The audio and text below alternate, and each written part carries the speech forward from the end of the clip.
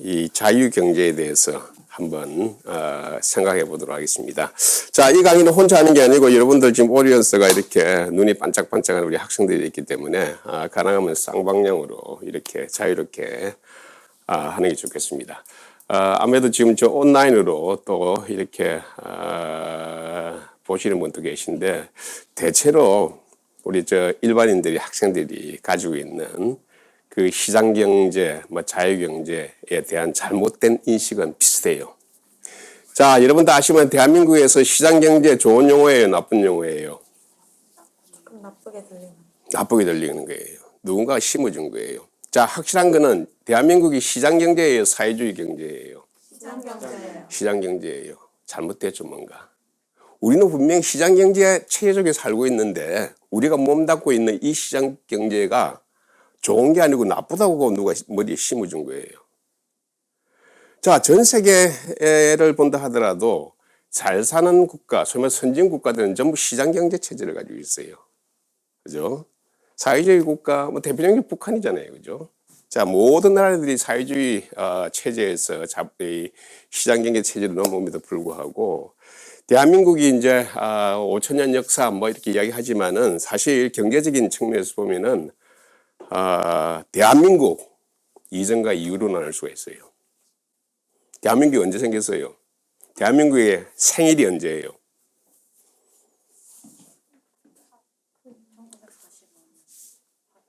자, 이렇게 나온다고요, 대체로 보면. 대체로 두 그룹이 있어요. 첫 번째, 1919년 3월 1일부터 출발했다는 사람이 있고, 또 하나가 많은 학생들이 1945년 8월 15일 이야기한다고. 1945년 8월 15일은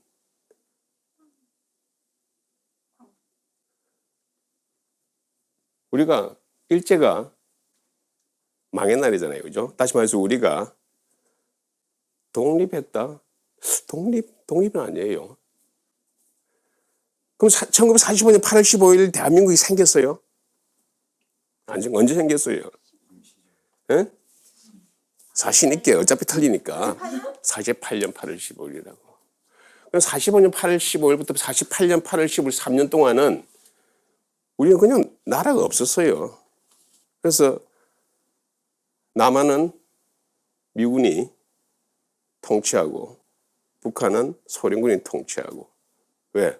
국가를 세울 기반이 없으니까.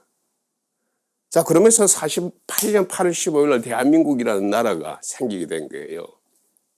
그때가 출발이에요. 5천년 역사에서 우리가 지금 살고 있는, 이러면 살고 있는 시장경제, 이 나라의 출발은 48년 8월 15일이에요. 그런데 우리는 지금 우리의 이 각자의 생일을 알고 있는데 우리가 처해 있는 나라의 생일을 알고 있는 사람이 좀 드물어요. 여러분들 조금 이래 선진국가를 이래 보면은 그 나라에서 가장 큰 이 축제의 날은 바로 독립기념일이에요. 그렇죠? 대표적인 것이 미국에, 그죠? 7월 4일, July 4th, 7월 4일. 그때 난리죠, 그죠? 전 세계가 그래요. 그날에가 세워진 독립의 날, 나라가 만들어진 날. 그래서 우리나라는 48년 8월 15일에 이 나라가 만들어진 얘기에 대해서 큰 없죠. 그죠? 그 정도로 지금 우리 스스로의 아이덴티티에서, 체제 아이덴티티에서 뭔가 문제가 있어요. 자, 아무튼 5천년 그 역사 중에서 48년 8월 15일에 비로소 우리나라 경제 체제는 시장 경제예요. 그전에는 없었어요. 시장 경제. 자, 이제 기껏 해가지고 70년 좀 넘었어요. 그런데 대한민국이 지금 전 세계 탑 선진국 되어 있고 10위권에 있어요. 이건 기적이에요. 그래서 많은 전 세계 경제학자들이 특히 경제성장을, 한 나라의 경제성장을 어떻게 하면 할 수 있느냐 하는 그런 이론을 공부하는 사람들은 대한민국이 미스테리예요. 이렇게 단시간에 빨리 성장할 수 있다는 게. 그런데 확실한 거는 이 한반도가 굉장히 경제 성장, 경제 이론을 공부한 사람들한테 굉장히 중요한 하나의 그 이해가 되고 있어요. 남한과 북한. 자, 우리나라 사람들이 가장 좋아하는 게 피잖아요. 민족. 그죠? 남한과 북한 같은 피예요. 자, 그런데 대한민국은 지금 전 세계에서 한 10위 선진국에 있는데 북한은 전 세계에서 거의 뭐 아프리카급이죠. 같은 피를 가지고 있고 5,000년 역사를 공유하고 있잖아. 그런데 왜 한쪽은 탑 10으로 가고 있고 한쪽은 그야말로 빈곤 상태에서 이렇게 머물고 있냐는 게 차이점이 뭐예요? 언어 같이 쓰고 있죠. 역사 공유하고 있죠. 문화 공유하죠. 먹는 거 공유하잖아요. 그런데 왜 이런 차이가 나게 됐어요? 다 하나예요. 경제 체제. 우리는 시장 경제 체제를 가지고 있었고 저기는 사회주의 체제를 가지고 있었어요. 사실 경제 체제라는 것은 목적은 똑같아요. 사회주의를 하든 시장 경제라는 목표는 똑같다고. 뭐예요? 잘 먹고 잘 사는, 국민들이 잘 먹고 잘 사는 그런 시스템이 뭐냐는 그래도. 그런데 백년전에는 사회주의가 국민들을 더 잘 먹고 잘 살게 한다고 생각했을 때도 그쪽에 있는 사람은. 우리는 아니다. 시장 경제가. 그래서 경쟁을 했어요. 전 세계가 경쟁을 했어요. 그래서 시장 경제의 그 대장은 미국이고 사회주의의 대장은 러시아고 이렇게 경쟁을 했대요. 자, 그러면서 50대, 60대까지만 하더라도 사회주의 경제가 시장 경제보다 나은 듯한 그런 착각도 줬어요. 실제로 남한하고 북한, 우리가 봤을 때 60대까지는 북한이 더 잘 살았어요. 인당 GDP 했을 때. 그런데 한번 재밌는 게 우리가 사회주의 경제 체제를 비판할 때 가장 대표적으로 이야기하는 특성이 영어로 sustainable이라고 얘기해요. 지속 가능하냐, 가능하지 않느냐. 사회주의 체제는 지속 가능하지가 않아요. 자, 우리 열심히 한번 해봅시다. 이렇게 해서 사람들이 힘내기는 만들 수가 있어. 그런데 그게 지속 가능하지 않는 거예요. 그런데 반면에 시장 경제는 지속 가능하다는 거예요. 그래서 이제 70년대부터 남한이 북한보다 훨씬 잘 살기 시작하고 지금은 게임이 안 되죠. 자, 역사에 있어서 이미 증명이 됐어요. 이건 이론이고 뭔 것이 아니고 사회주의하고 시장경제하고 봤을 때 시장경제가 훨씬 우위에 있다는 것이 역사적으로 증명이 돼 있어요. 더 이상 얘기할 필요가 없어. 그럼에도 불구하고 아까 우리 학생들 머리에 시장경제란 이야기를 들었을 때 좋게 들리냐 나쁘게 들리냐? 나쁘게 들린다는 거예요. 자, 어떻게 보면 이게 제가 이 책을 저술하게 된 동기예요. 시장경제에 대해 책 너무 많아요. 너무 많아요. 전문적인 지식으로 들어가게 되면 골치 아파요. 또 시장경제, 특히 이제 경제학 하면은 수학 많이 들어오고 그래프 많이 들어오고 해가지고 사람들 하여금 그냥 기죽여 버리는데도 좀 더 에센스를 좀 쉽게 접근해보자 하는 그런 생각에서 그 만화처럼 그려보자 하는 생각에서 이 책을 저술했어요. 자, 그래서 이 책을 바탕으로 저한테 주어진 이 시간 내에 자유롭게 여러분들이 자유롭게 여러분이 가지고 있는 상식으로 내 이야기를 한번 따라가 보세요. 그러면서 본인이 생각하는 상식에 어긋난다고 생각하면 언제든지 내한테 이야기를 해보세요. 그래야지 이게 여러분들한테 조금의 도움이 될 수 있고 내한테도 도움이 될 수 있어요. 왜? 혼자 얘기하면 재미가 없어요, 내가. 쌍방향으로 이야기해야 된다고요. 자, 오늘은 제가 듣기로는 한 반 정도 하고, 그 다음에 또 이제 반 하는 걸로 이렇게 알고 있으니까 전반부 일반적인 이런 이야기로 좀 하도록 합시다.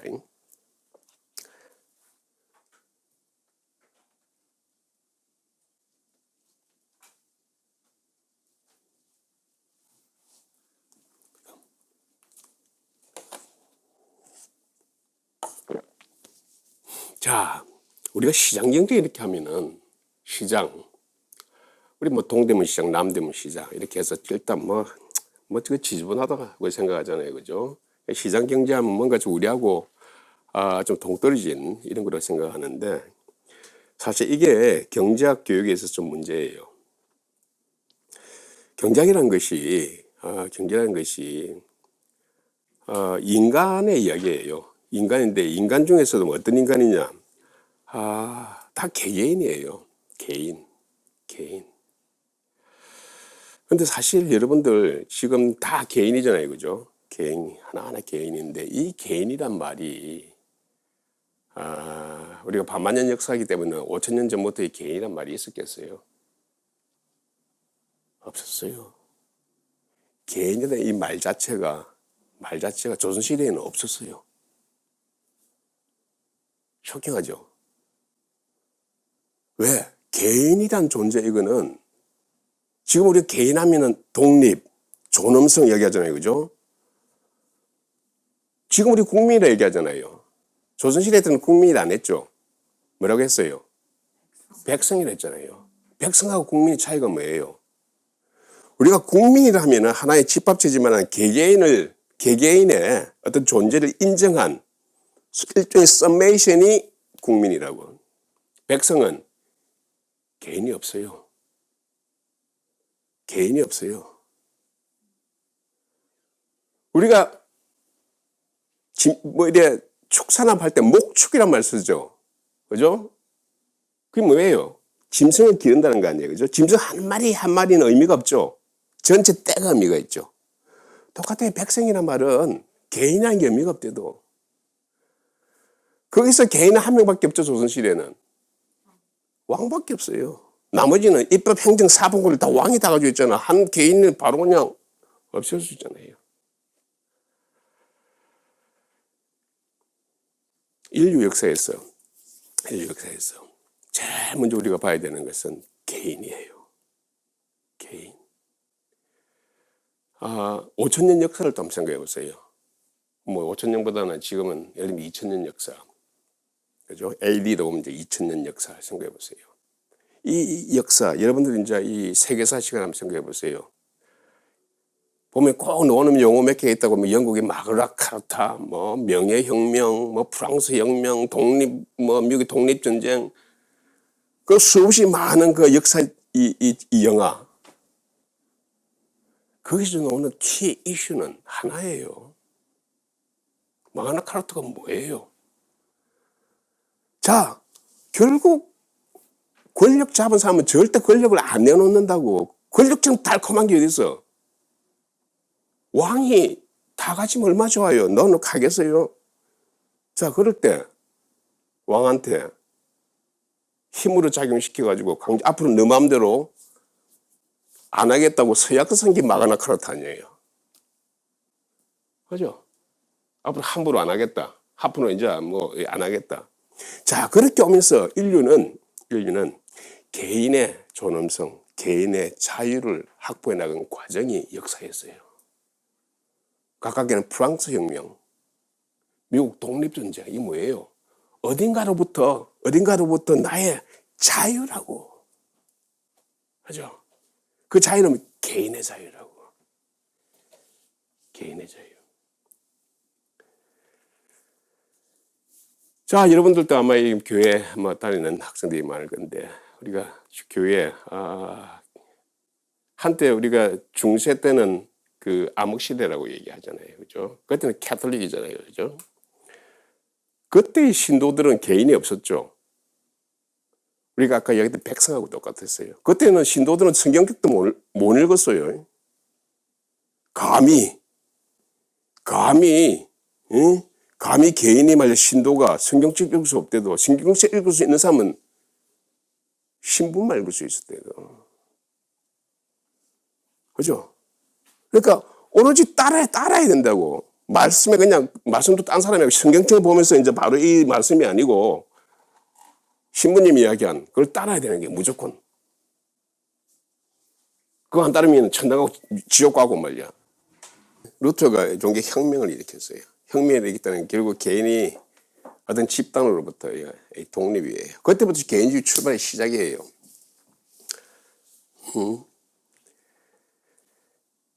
자, 그 이후로 이제 여러 가지 그 과정을 거쳐왔는데 아까 얘기했던 프랑스 혁명이라는 대표적인 것이 이제 미국이라는 미국의 독립, 이제 이런 과정을 거쳐서 지금은 이제 우리가 자유를 너무나 쉽게 생각하고 개인의 존엄 이거는 누구든지 이제 뭐 전제 조건을 깔고 얘기하잖아요, 그죠? 그만치 역사를 보면은 수많은 사람이 피를 흘렸다고. 자, 이런 개인 단위를 우리가 이 개인 단위에 있어서 가장 큰 가치가 뭐냐고 얘기했을 때 그 가치를 뭐라고 해요? 자유라고 한다고. 자유. 그죠? 그래서 이제 개인의 중요성을 강조한 이걸 철학적으로 포장을 잘하는 것이 개인주의 얘기했듯이, 이 개인을 중시하는 가치, 자유예요. 자유를 포장한 것이 자유주의라고. 그래서 개인주의, 자유주의는 어떻게 보면 동전의 앞뒷면처럼 서로 소통하는 게 굉장히 많아요. 근데 둘 다 우리 사회에서는 나쁜 용어죠.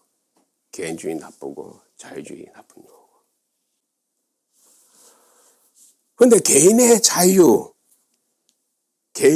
가장 중요하다는 이 가치를 경제적인 측면에서 표현한 것이 시장경제라고. 개인의 반대만 집단이라고.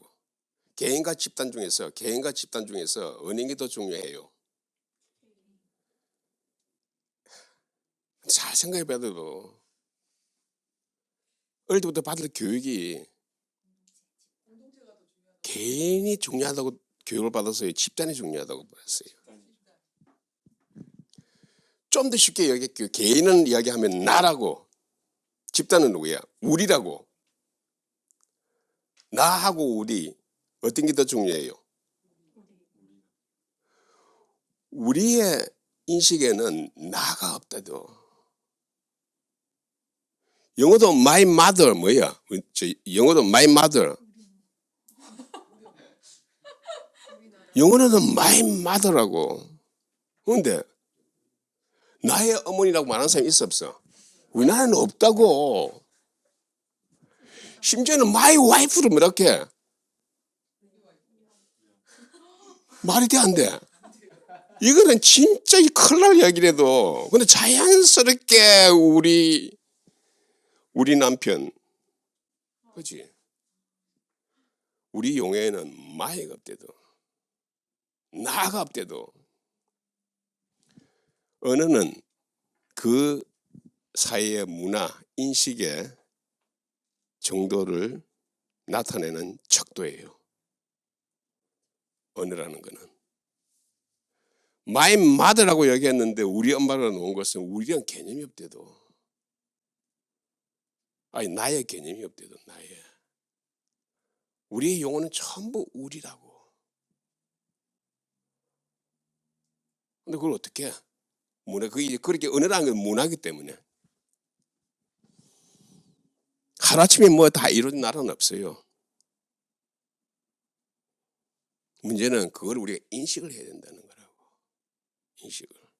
왜 우리는 자꾸 개인보다는 집단을 더 우선시하느냐. 항상 그런 사회에서 살아왔어요. 그래서 나를 강조해버리면은 뭔가 조금 이상한 사람이에요. 좀 이기적이고 자기만 알고 말이야. 남 뒤통수 치고. 그래서 또 자유주의를 강조하면은 또 내 같은 사람이 그런 이야기하면 재벌 앞잡이구나. 이렇게 나오는 거예요. 왜? 우리는 우리라는 것은 나의 합산이 우리예요. 그러니까 나에 대한 철학, 나에 대한 인식이 먼저 깔려 있어야 되는데도 그 단위 나에 대해서 이 가치를 우리가 자유라고 표현하는데 자유의 영어 표현은 두 개야. 영어로 뭐예요? freedom or liberty라고. 근데 우리는 둘 다 자유야. 그러면 저기는 왜 그럼 freedom 만들고 liberty 만들고 왜 그렇게 만드느냐고. 그건 문제 있잖아. 둘 다 우리는 자유잖아. 근데 freedom하고 liberty는 뭐가 차이가 있어? 이게 뭐예요? 우리는 자유에 대한 인식이 제대로. 그러니까 그 정도까지 복잡하게 언어가 필요가 없대도 개념적으로 깊이 들어가야지 뭔가 좀 세분화해서 말이야 이렇게 나오는 거 아니야. 언어라는 게 그런 거 아니야. 이 세분화해가지고 나와야 되는 거 아니야. 근데 자유하면 끝나. 근데 서양에서 프리덤하고 리버티가 있다는 말은 무슨 말이에요? 자유도 뭔가 개념적으로 나눈단 말이잖아.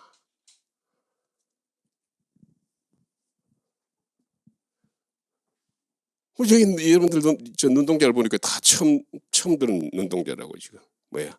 여러분들 같은 대한민국에서 그래도 나름대로 대학원도 다니고 말이야. 이 정도 수준인데 지금 가장 기본적인 이 컨셉에 있어서 처음 듣는 용어다고.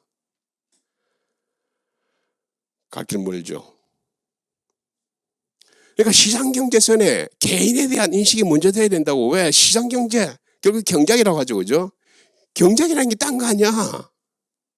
인간 행동을 공부하는 거라도 휴먼 액션을. 인간이 뭐야? 개인 행동이라고. 집단 행동은 의미가 없어요. 다 개개인을 위해서, 여러분 다 개개인을 위해서 살고 있잖아. 그걸 모은 것이 우리가 집단으로 봤을 때 수요자고 공급자 아니냐.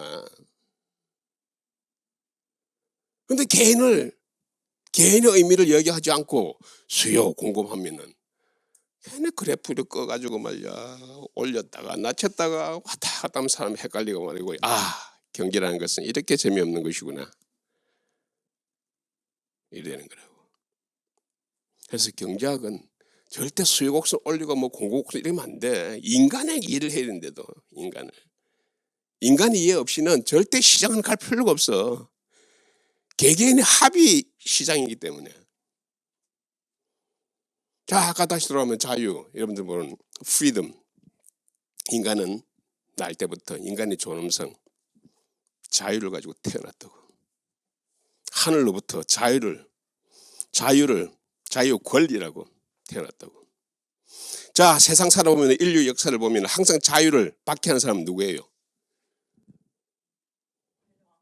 권리로 왕이었다고. 지금은 정부라고. 그때 리버티는 뭐로부터의 자유라고. 과거는 왕으로부터의 자유고 리버티는 지금은 정부로부터의 자유라고. 리버티라고.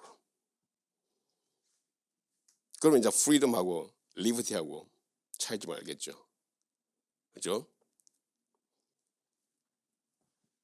근데 우리는 다 같이 자유니까, 그지?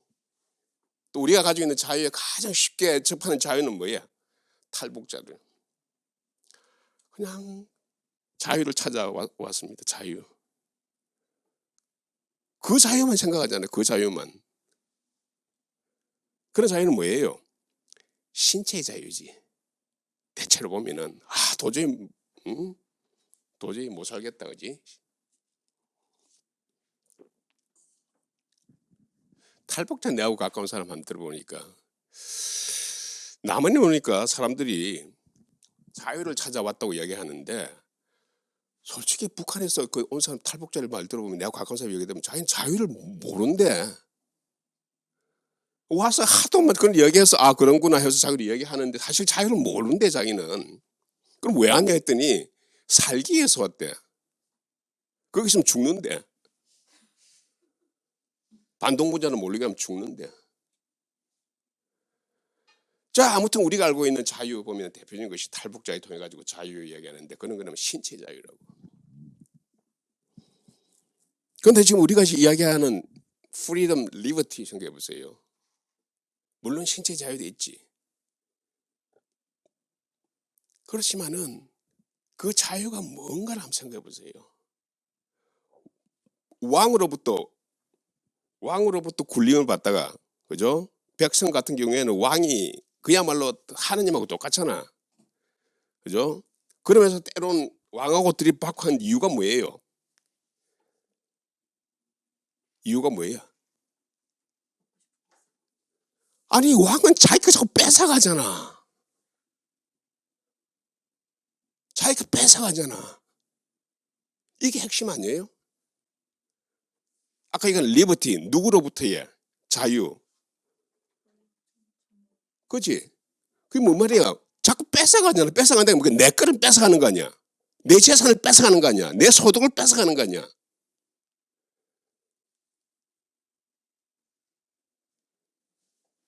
이거를 다르게 표현하면 나의 소유권인데, 소유권은 구체적인 형태고 조금 추상적으로 이야기하면은 경제적 자유를 침해하는 거라고. 자, 자유에서 우리가 일반 자유 하지만 자유에서 가장 중요한 거는 경제 자유라고. 한번 생각해 보세요. 여러분들이 지금 살아가는, 열심히 공부하는 이런 게 왜 여러분들이 이렇게 열심히 공부하고 지금 토요일에 불구하고 말이야 이렇게 지금 나와서 내 강의 듣는 이유가 뭐예요? 뭔가 나중에 또 취직도 잘하고, 그지? 30대 가지고 한 1억 벌고, 그래서 코인 해가지고 5억으로 점핑 해가지고, 그죠? 40대면 한 10억. 뭐예요?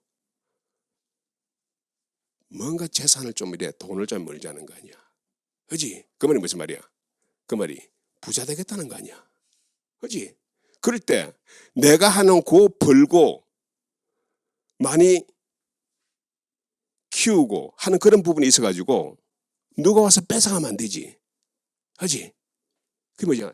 재산권이라고. 재산권. 그러니까 경제사회하고 재산권이라는 것은 보는 관점이 있어가지고 표현의 차이점이지 같은 거라고.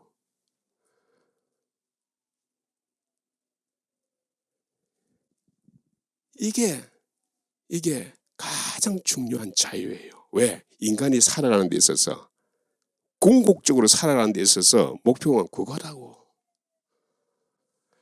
아까 사회주의 체제가 서스테이너블 하지 못하라고 했죠.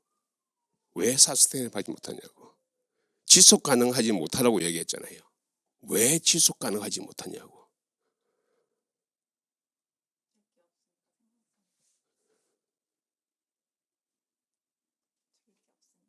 그렇지. 그게 뭐예요? 사유재산제도가 없죠. 그죠? 그 부분을 아까 그 말로 표현하면 재산권이 보호되지가 않는데도. 사유재산권이 없으면 내게 없으면은, 다시 말해서 내가 벌어놓은 데에서 재산권이 정부가 언제든지 뺏어갈 수 있으면은 일할 이유가 하나도 없다고.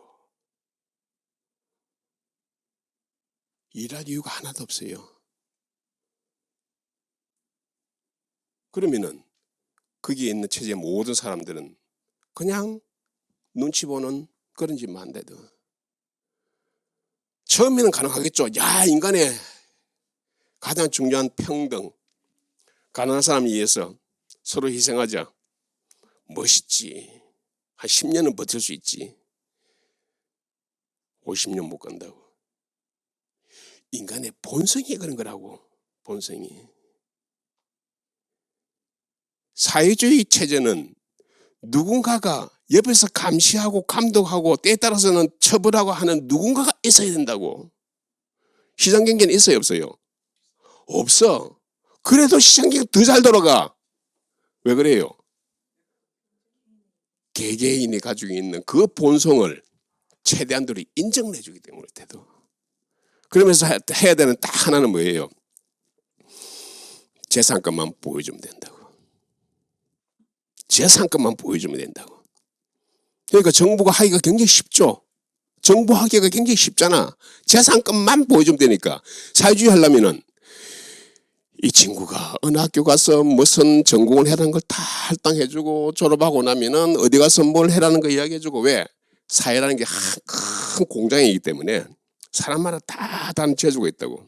그 재주를 있어서 어떻게 어떤 데 꽂아놔야지 전체 팩토리, 그 전체 공장이 제일 잘 가동이 잘하는가를 이 절대자가, 눈에 보이는 이 절대자가 다 지시를 해줘야 되는데.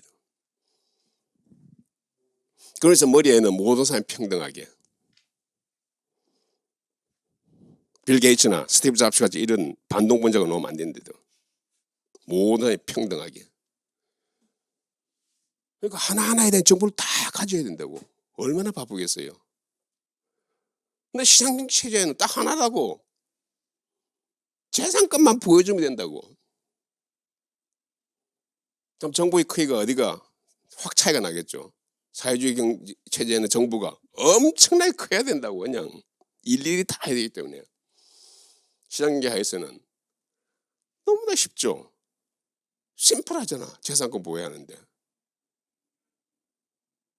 외국으로부터의 침입을 막기 위해서 하는 기능이 뭐예요? 국방. 그지? 내부에서 틀려보면 또 이상한 또 도둑이나 사기꾼들이 있잖아. 그지? 그런 걸 막기 위해서 치안. 그러고 하다 보면은 니 거냐 내 거냐 서로 그냥 주장하면서 싸우는 사람이 있대도. 그걸 교통정리 해야 되잖아. 그게 뭐예요? 사법체계라고. 이것만 해주면은 그 다음부터는 알아서 잘 돌아가죠. 왜? 개개인 하나의 삶의 목표가, 삶의 목적이 다 잘 사는 거잖아. 그죠? 그러니까 시장 경제가 제대로 된 나라이면 나라일수록 정부가 작아질 수밖에 없대도. 그죠? 그래서 이 시대는 한때 100년 전에는 아까 얘기했듯이 사회주의가 훨씬 더 강력한 국민들을 더 잘 살게 한다고 생각을 했었다고. 근데 100년 동안 하다 보니까 이제 결말이 났다고. 정부는 가능하면 작아야 되겠구나. 그래서 났는데 우리나라도 잘 나가고 있다가 지금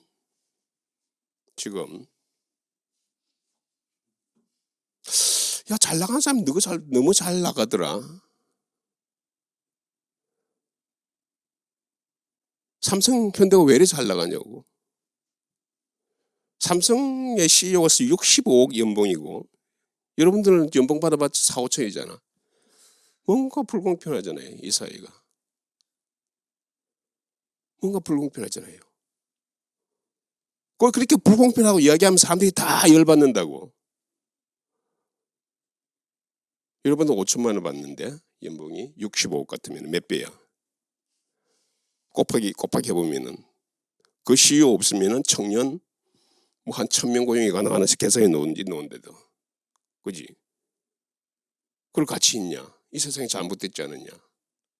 이래 이야기하다 보면 사람들이 전다 흥분한다고. 잘못됐다는 거라고.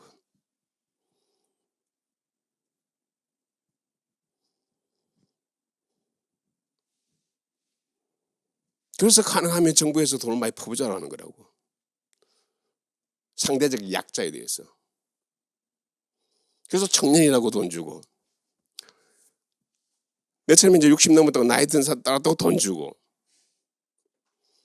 애 있다고 돈 주고 유치원 간다고 돈 주고 그죠? 병 걸리면 또 뭐 해서 또 돈 주고 이제 그렇게 자꾸 평정한다고. 그러면 정부가 자 커질 수밖에 없는 거죠. 그죠? 자, 그러면서 시장경제, 대한민국을 이렇게 만든 시장경제라는 체제에 대해서는 그의 위대함을 아무도 안 가르쳐준다고.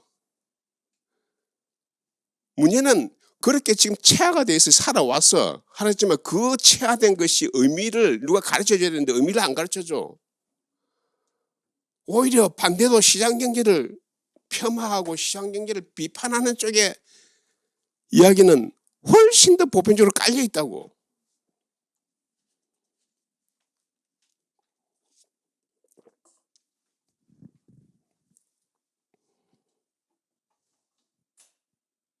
사회주의적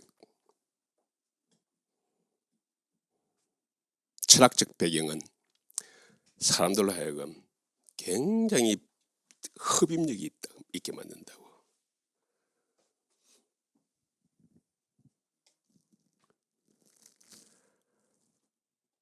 아까 내가 이야기했다고. 우리가 철학을 이렇게 어렵게 생각할 수도 있지만은 결국 나가 하고 우리라고. 나가 중요하냐, 우리가 중요하냐는 거예요. 나에는 나라는 것이 강조될 때 거기에 대한 가치가 자유예요. 우리 자유란 말은 없어요. 우리 자유 없죠. 자유는 나를 배우시라는 거예요. 자, 그러면 우리를 강조하는 거는 그 가치는 뭐예요? 우리를 강조할 때 그 가치는 평등이라고. 나의 평등은 말이 안 되죠. 평등은 복수가 있어야 가능한 거라고. 자유는 개인이 있을 때 가능한 것이고.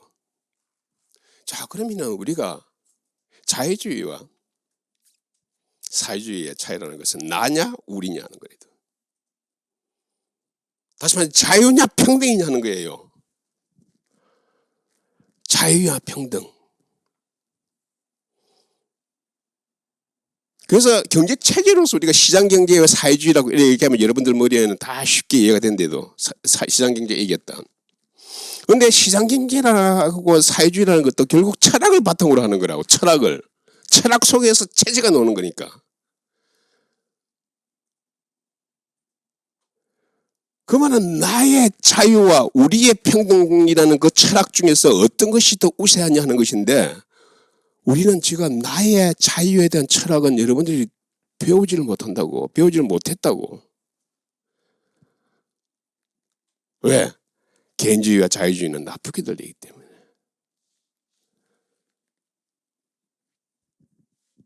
그런데 우리의 평등이라는 철학은 너무나 여러분들 머리에 쉽게 파급이 된다고. 쉽게 들어와서 머리에 꽂힌다고.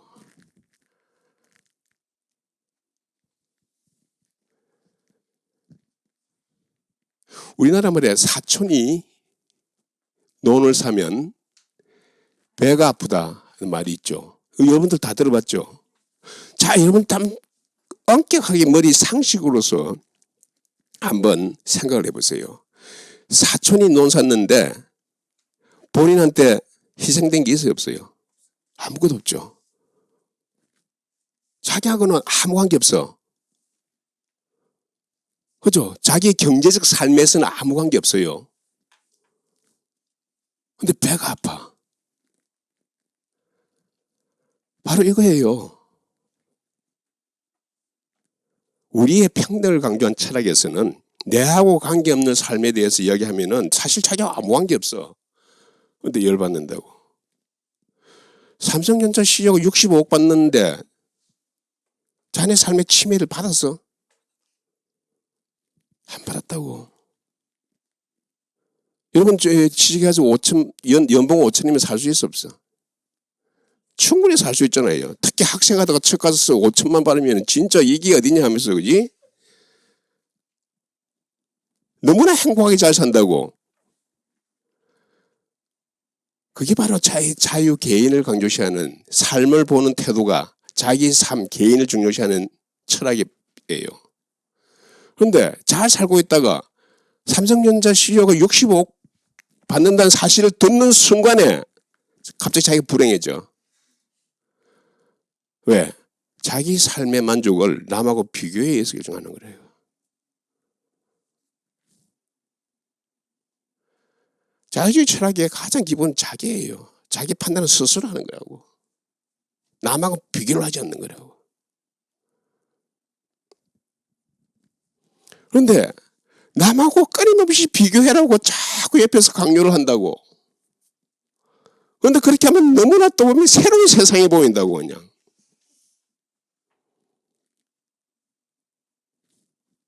이 세상에 뭔가 잘못된 것 같고 뭔가 좀 이래 이상하다고 그냥. 그래서 그때 되면 특히 이제 젊었을 청년 때는 그냥 뒤집어 엎어야 되는 이런 시스템을 생각한다고.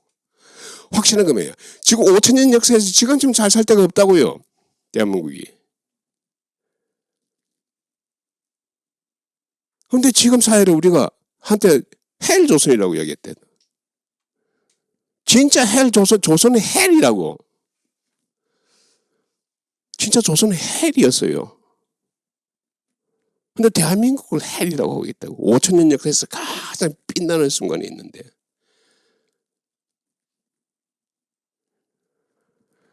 뭐예요? 남과 비교를 통해서 세상을 바라는 거예요. 그쪽에는. 확실한 거는 잘 살면 잘 살수록 갭은 더 커진다고.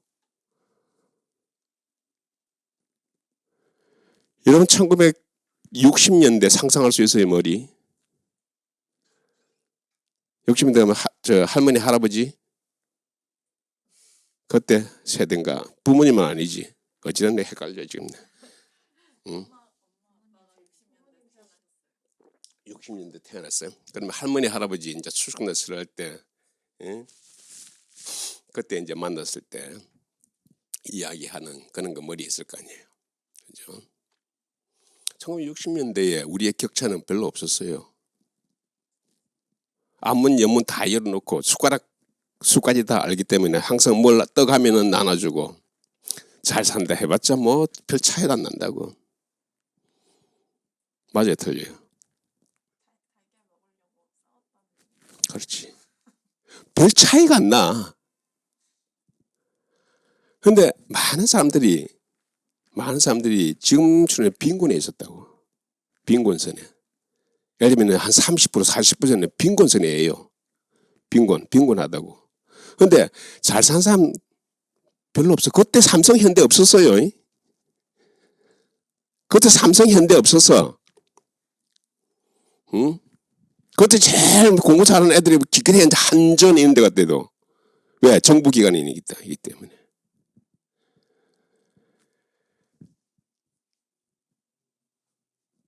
자, 결론적으로 그때는 격차가 별로 없었어요. 저희 말해서 지금 여러분들이 사용하는 용어로 보면 양극화 수준이 별로 안 벌어졌어. 근데 지금은 아까 얘기했듯이 여러분들의 연봉이 5천만 원에서 탑 CEO는 60억, 70억이라고. 양극화가 엄청나게 벌어져 있는 상태라고. 어느 사회가 좋은 상태냐고. 어느 사회가 더 좋은 사회냐고. 60대 사회랑 하고 지금 사회가 어떤 사회가 더 좋은 사회냐고.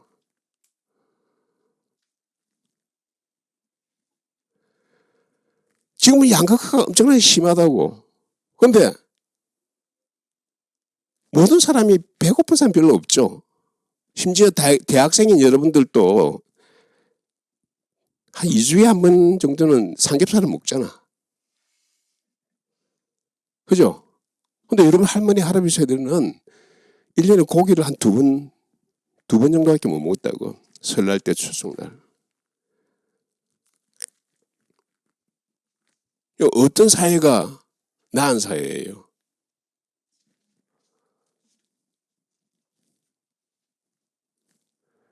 우리는 많은 그 격차를 굉장히 심각한 문제로 보고 있다고. 격차가 심각한 문제예요. 문제는 그 사회가 얼마나 빈곤에 있는 사람이 있느냐 없느냐 이것이 중요한 것이지. 모든 사람이 대체로 거의 일주일에 한 번씩 삼겹살 정도 먹을 수 있을 것 같으면은 내 5천만 원 연봉 받는데 70억 받는 사람이 있든 없든 빌 게이츠가 있든 없든 스티브 잡스가 있든 없든 내 삶하고 무슨 관계 있냐고.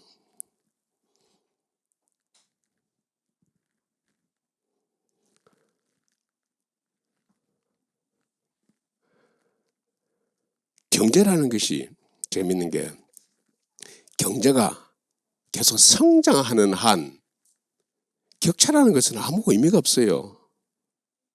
격차 더 벌려줘도 괜찮아. 우리가 여러분들 생각해 보세요. 지금 21세기 혹은 20세기 말 이렇게 해가지고 이 시대가 낳은 위대한 거부들, 스티브 잡스, 빌 게이츠, 또 페이스북 누구예요? 저커버그. 이런 사람들 전부 우리가 아까 말했지 사촌이 노는 사면 배가 아프다는 측면에서 보면 전부 진짜 다 처형해야 돼. 그죠? 그런데 그런 사람이 인류의 문명을 바꿔놨잖아. 인류의 문명을 바꿔놨어요, 지금. 이 문명을 바꿔놓은 거 아니에요, 지금. 생각해 보세요. 호모사피엔스 30만 년 이 역사에서 이거로 인해 가지고 문명을 확 바꿔놨어요.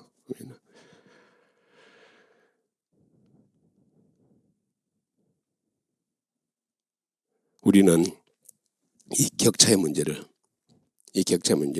가장 뭔가 심각한 걸로 자꾸 누가 이야기한다고. 그래서 이 나보다 우리의 평등을 강조하는 이 철학 시스템에서는 끊임없이 사람들 하여금 이거를 자꾸 이렇게 여기서 이 나로 못 돌아가게 하기 위해서 끊임없이 용어를 만들어내면 된다고.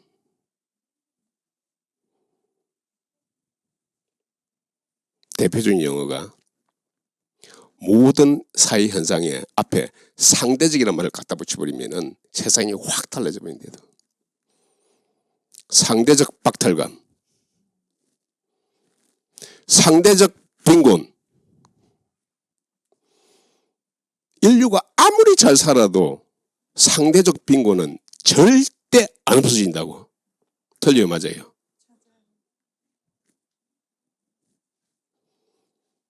얼마나 뭐랄까나 얼마나 이 교활한 용어예요. 얼마나 교활한 용어. 지금 제일 잘 사는 사람이 벤츠 S클래스 알죠? 그게 스포츠카지 가지. 스포츠카, 그 벤츠 S클래스 스포츠카 가지면 좋겠어 안 좋겠어? 그 꿈이지. 그죠? 꿈이죠. 근데 나는 장난건데 한 50년 후면은 가장 빈곤층이 벤츠 S급 스포츠카를 가지고 있을 거예요. 지금 차가 난다고. 지금 차가 나는 단계에 있어요. 그죠? 한 50년 뒤면 이제 보편화될 거예요. 지금 이제 에어버스, 에어택시가 있잖아요. 그죠? 인천공항에서 여기까지 오는데 한 15분인가. 그죠? 에어 택시. 하늘 날아서 온다고. 그게 이제 시험 엔지니어링 측면에서는 다 끝났다고. 그래서 50년 후 되면은 제일 가난한 사람이 벤츠 S클래스를 가지고 있을 거라고. 근데 문제는 그 가난한 사람도 50년 후에 벤츠 S면 괜찮잖아. 괜찮아요. 그런데 격차를 보면은 상대적 빈곤 이렇게 얘기해버리면 그 사람은 또 완전히 절망의 상태에 빠지게 된다고. 야, 내가 이렇게 살아야 되냐? 이 불공평한 세상. 그죠? 자, 인류는 빈곤에서 빠져나오는데 몇천 년을 보냈어요. 30만 년이라는 호모사피엔스 우리의 인류종. 그죠? 인류종이 우리가 진화론 이야기 하잖아요. 그죠? 진화라는 게 결국 뭐예요? 살아남는 거라고. 살아남는 게 뭐예요? 굶주림에서 살아나는 거라도. 굶주림에서 살아나가는 거라도. 그 살아남은 유전자들이 다 우리 지금 공유하고 있는 거라도요.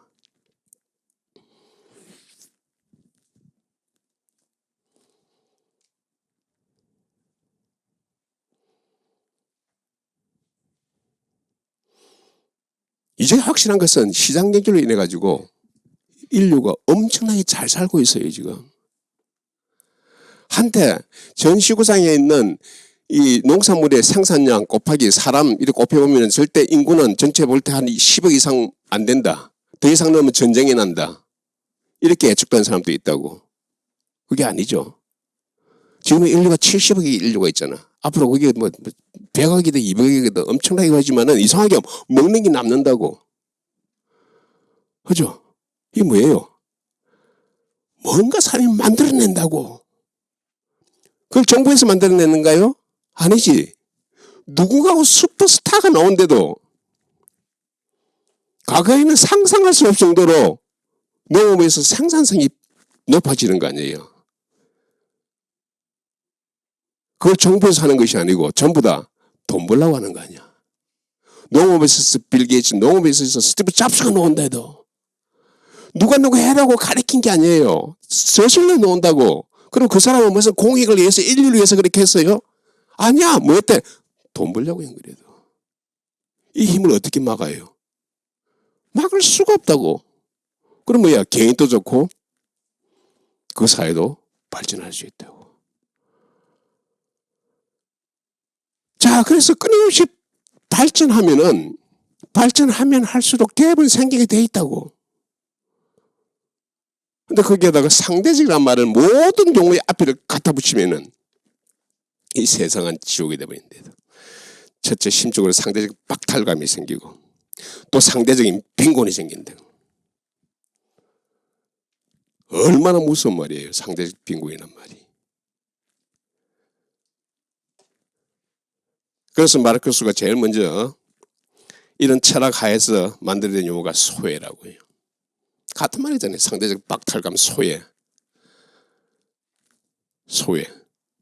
소외가 뭐냐고. 뭔가 좀 이래 배 아픈 거하고 뭐 좀 이상한 거 아니고 정확하게 그거라고. 사촌이 놓은 사람 배 아픈 거를 철하고 좀 멋있게 소외.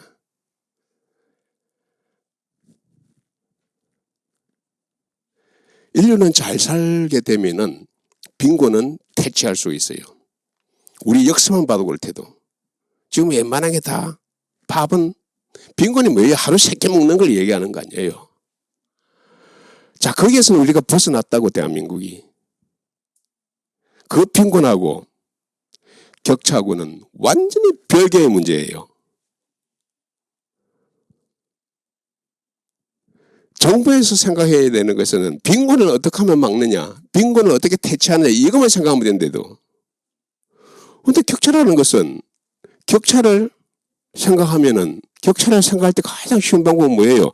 빌 게이츠하고 스티브 잡스가 한국 땅에 나오게 안 하면 되는 거라고. 그렇잖아. 그래서 내가 항상 하는 이야기를 해요. 지금 빌 게이츠 여전히 부자죠. 빌 게이츠가 한국에 기아 신청을 했다고. 한국 사람이 되고 싶다고. 너무나 한국이 보니까 재밌을 것 같아가지고. 정부에서 허가해줘야 되냐 말아야 되냐. 확실한 거는 한국 사람 되는 순간에 우리의 양극화 현상은 엉망이 돼버린대도. 그죠? 빌 게이츠가 가지고 있는 재산이 삼성가보다 훨씬 더 많을 거 아니에요. 그죠? 또 그 사람이 한국 사람이 됐다. 그러면 우리의 양극화 지수 이런 거는 최악이 될 거 아니에요. 막아야 돼, 말아야 돼. 세상을, 사회를 양극화 격차라는 측면에서 보면은 그런 사람 막아야 된다고. 좀 이상하죠? 그죠? 막으면 안 되잖아. 그러면 무슨 말이에요? 격차가 중요한 게 아니란 말이에요. 그 사람이 졸업을 인해가지고 뭘 하나 또 만들고 이렇게 하면 거기서 또 한 뭐 몇백 명이 먹고 살 거 아니에요. 거기서 너무 또 세금도 내고 얼마나 좋아요. 그러면 격차가 더 날 수가 있어요. 그죠? So what? 격차 난 게 뭐가 그게 문제예요?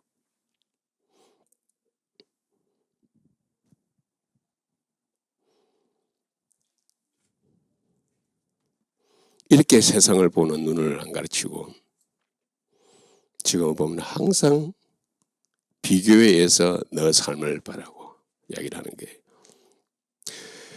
내가 못 사는 거는 저 사람이 잘 살기 때문에 그런 거라고 가르친다고. 경제를 제로섬으로 가르쳐요. 경제를 제로섬으로 가르친대도. 그런데 가만 들으면 또 그럴듯해. CEO가 60억 연봉 받으면 말이야. 5천만 원짜리 몇 개로 나올 수 있냐? 120명이 고용할 수 있다. 정확하게 그 사회가 사고가 경제를 제로섬으로 보는 거예요. 시장 경제의 핵심은 제로섬이 아니에요. 시장 경제의 핵심은 새로운 무언가가 끊임없이 만들어진다는 거라고. 새로운 파이가 끊임없이 만들어지는 거예요. 새로운 부가가치가 끊임없이 만들어지는 거예요. 그런 것이 우리가 거시경제학에서 GDP라고 하잖아요. 1인당 GDP. 매년 성장하죠. 우리나라 한때 잘 나갈 때는 10몇 % 이렇게 성장을 했어요. 새로운 부가가치가 자꾸 생기는 거예요. 과거 조선시대나 중세시대 때는 생산이라는 것이 스탑됐어요. 그러면 그 상태는 제로섬이야. 누군가가 착취하면은 착취한 만큼 서민들은 못 먹는다고. 그거는 우리나라뿐만 아니고 중세가 그랬어요. 그러니까 그런 사회에서는 지배계층이 많은 비판을 듣는 게 당연한 거예요. 그런데 지금은 잘 사는 사람이 뺏어서 잘 사는 것이 아니고 새롭게 뭔가를 창출했기 때문에 잘 사는 거라도 빌 게이츠가 거부인 것은 누군가를 뺏어온 게 아니라고. 새로운 파일을 만들어준 거예요. 쉽게 해서 우리의 기업가는 서민의 피를 빨아서 잘 된 것이 아니고 새로운 뭔가를 만들어냈기 때문에 잘 사는 거예요. 그런데 우리 머리는 아직까지 제로섬으로 보는 거예요. 조선시대 양반이 서민들 착취하듯이 대기업이 중소기업을 착취하고 서민을 착취하고 제로섬으로 본다고. 그러면은 나보다 우리보다 평등이 중요하다는 이런 사상을 전파하기 위해서는 항상 자기만 생각하지 말고 남을 생각해라는 것을 끊임없이 환기를 시켜줘야 된다고. 남을 봐야 되는 거야. 예, 아까 얘기했듯이 연봉을 받아도 남은 얼마큼 받느냐. 항상 남에 대해서 그냥 신경을 써야 된대요. 실제 우리 사회 그렇잖아요. 남에 대해서 신경 너무 쓰잖아요. 그죠? 남 친구 집에 가면은 여러분들은 모르겠지만 가면은 야, 이 아파트 얼마냐 묻잖아. 서양에서 집 얼마냐고 묻는 건 이거는 엄청난 프라이버시라고. 이거는 너 연봉 얼마냐 이런 질문을 떳떳하게 하잖아. 우리는 너 연봉 얼마냐. 이거는 서양에서는 있을 수가 없는 거예요. 너 연봉 얼마냐. 왜 우리는 너무나 문화에서 남에 대해서 이래 물어보고 하는 일에 대해서 너무나 당연한 거예요. 그냥. 그러면서 조금 다르면은 이건 뭔가 좀 이상한 거예요. 좀 비슷해야지 되지. 뭔가 좀 이래 다르면은 이거는 굉장히 큰, 예? 아까 얘기했듯이 상대적 박탈감, 소외 이래 되고 자기가 못 느낀다면 옆에서 끊임없이 그런 이야기를 해주는 거야. 그냥. 사회적 박탈감이라면서. 그래서 상대적이라는 말은 굉장히 위험한 말이에요. 그래서 나는 또 양극화란 말은 거의 내가 악마의 은혜라고 이야기까지 하는데, 이 말이 나온 지가 그리 몇 년 안 됐어요. 근데 잘 한번 생각해 보세요. 양이란 말이 두 개를 얘기하는 거 아니야, 이거죠? 극이라는 것은 알잖아요. 한 익스트림을 얘기하잖아요, 그죠? 극과 극이 존재한단 말이잖아. 극과 극이 존재한단 말이잖아.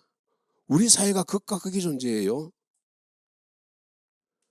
자, 이걸 가지고 우리가 이제 어떻게 보면 소득과 어떤 부의 그 분배 구조, 분배가 어떻게 됐느냐 하는 그런 문제인데, 사실 분배 구조가 심각하냐 심각하지 않느냐 하는 이런 것은 절대적인 기준이 없어요. 그래서 하는 것이 이제 국제적으로 비교를 하는 거라고. 자, 국제적으로 비교를 해보면 수많은 리서치가 있는데 거의 수렴돼서요. 가장 격차가 많이 나는 나라가 아이러니컬하게 미국이에요. 제일 양호한 나라가 유럽이에요. 우리나라가 딱 중간에 있어요. 이거는 과학이에요. 이건 과학이라고. 근데 이것도 안 믿어보면은 우리 주위에 있는데 못 사는 사람은 이렇게 못 살더라. 그거 못 사는 사람 해봤자 자기가 알고 있는 사람은 10사람밖에 더 되겠어. 더 앞에서 100사람밖에 더 되겠어. 지금 국가와 국가 간의 이런 이 격차 문제라는 것은 5천만 명 가지고 얘기하는 거예요. 지금 지가 가지고 있는 인식의 구조라는 것이 기껏 해봤자 몇천 명일 거 아니야. 그래서 이거는 과학으로서 우리가 과학적인 결과를 가지고 우리가 믿어야 되는 거라도 지가 아는 사람 이렇게 이야기하면 안 된대도. 그런데도 불구하고 우리는 끊임없이 자기 아는 사람 중에서 이렇게 굶어 죽었던 사람이 있다니 어느 사회나 다 그런 게 있어요. 그리고 과학으로 이렇게 분석을 해보면은 미국이 최악이야. 근데 그건 인투이션이 맞아요. 우리 직관에. 그런데 미국에서는 양극화란 말이 없어요. 서양에는 양극화란 말이 없어요. 우리나라만 있어. 이 말이에요. 뭔가 우리 사회를 뭔가 지옥의 사회라고 표현하는 말이 한국하란 말이에요. 언어에는 이미 딱 들었을 때 그 언어가 좋게 들리든 혹은 나쁘게 들리면 그 언어는 누군가가 조종하는 언어라고요. 들었을 때 아무 감정에 어떤 그 흔들림이 없어야 된다고. 차라리 뉴트럴한 중립적인 용어가 돼야 된다고. 그것이 뭔가 하면 격차예요. 그게 과학적인 언어죠. 격차. 그죠? 근데 우리는 격차란 말 안 쓰잖아. 불균형, 불평등, 양극화, 들은 뭐예요? 전부 다 뭔가 좀 잘못된 사회, 그죠? 그러니까 거기서 좀 더 나가는 게 뭐예요? 헬조선이 나와버리는데도. 격차예요. 격차를 과학적으로 접근하면 대한민국 딱 중간이에요. 전 세계 비교를 해보면. 그런데도 불구하고 우리는 뭔가 문제 있는 사회라고 격차 측면에서 자꾸 얘기를 한다고. 그러면서 끊임없이 비교를 통해 가지고 제로선 시각에서 세상을 보도록 강요를 한다고. 그래서 상대적이란 얘기는 상대적인 박탈감과 상대적인 평등이 나와버리고, 또 하나 나온 용어가 사회적이라는 말이라고. 용어의 앞에 사회적이라는 말을 갖다 붙이면 또 완전히 다른 용어가 되어버리는데도 사회적 책임, 사회적 약자, 사회적 책임, 무슨 말 책임 누가 지란 말이야? 누가 지란 말이야? 사회적 책임은. 사회적 책임은 누가 책임지란 말이야? 어? 사회. 모든 사람의 책임은, 모든 사람의 책임이란 말은, 그 말은 다른 말로 하면은 그 누구의 책임도 아니다 말하고 똑같아도. 틀려요, 맞아요. 책임에는 반드시 구체적인 당사자를 명시를 해야 되는데도 책임에는 사회적 책임 무엇이 있죠? 사회가 책임져야 된다. 사회가 어떻게 책임져? 근데 딱 들으면은 뭔가 멋있게 들리는데도. 사회 정의. 정의면 됐지. 왜 또 앞에 사회는 왜 붙이죠? 사회 정의하면 또 뭔가 또 멋있게 들리죠. 그죠? 앞에 사회란 말은 필요가 없어요, 말에. 근데 사회란 말을 앞에 딱 갖다 붙이면은 그 용어가 주는 정확한 의미를 딱 해석시켜 버리는데도. 하면서 사회적 약자. 뭐예요, 사회적 약자가? 약자면 되잖아. 약자면 되잖아요. 그냥 약자, 강자 약자 이것도 좀 이상한 거지만 약자면 되잖아. 그게 사회적이라는 말을 왜 썼을까요?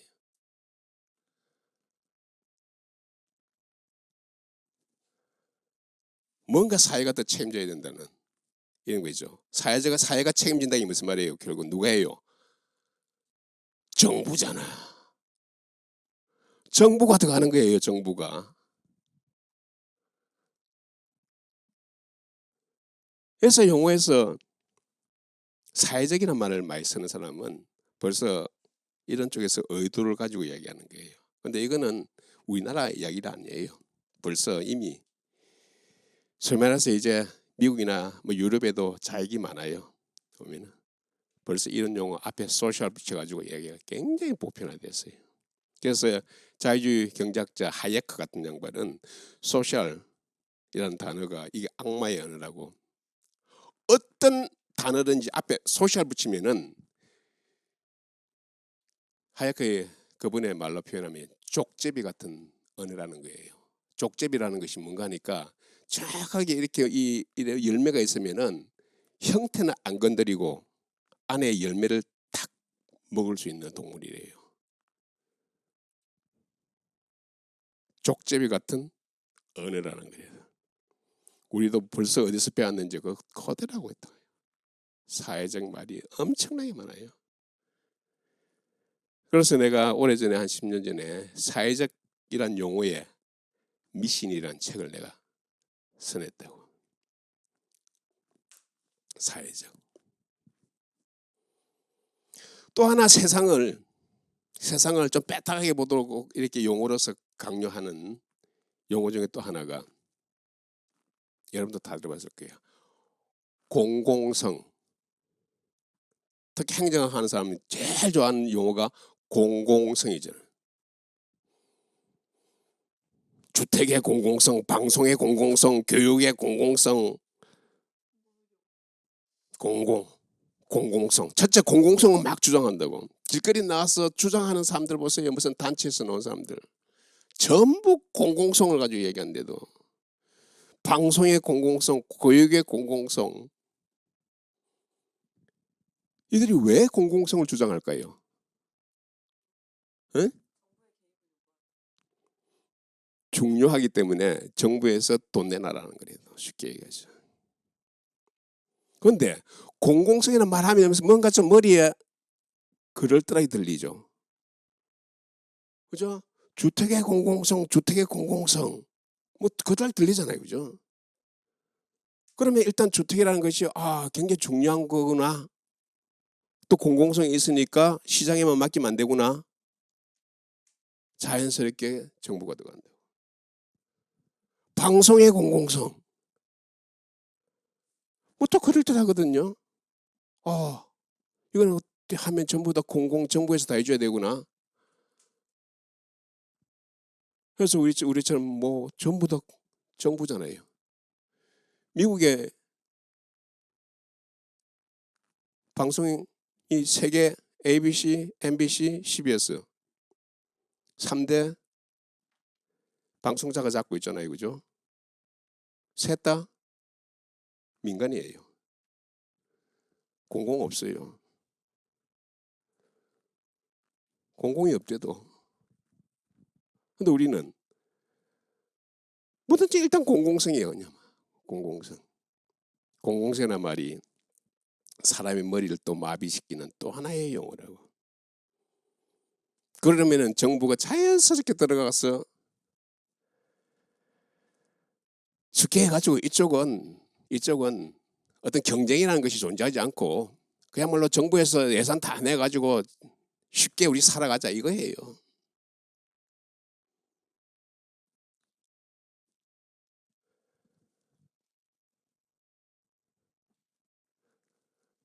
그런데 우리는 여기에 지금 마비가 되어 있어요. 아까 얘기했죠. 공공성, 상대적, 사회적 요 세 개를 적당히 섞으면은 해결점이 딱 하나라고. 정보가 들어가는 거라고.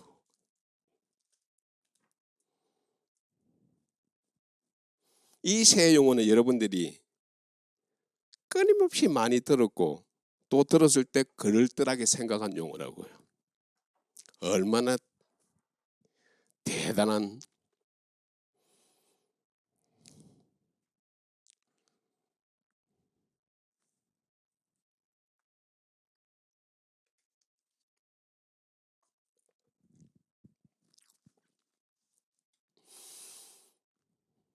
이런 진영에 비해서 나를 중시하고 자유를 중시하는 이런 진영에서는 사람을 휘어잡는 이런 용어가 없어요.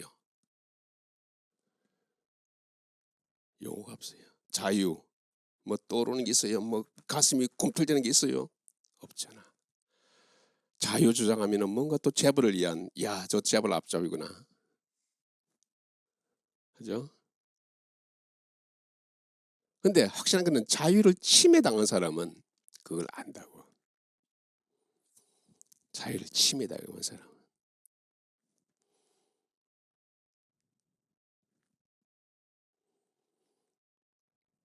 자, 우리가 또 약한 게 나가 굉장히 중요하기 때문에 이익에 있어서 사익이 제일 중요해요.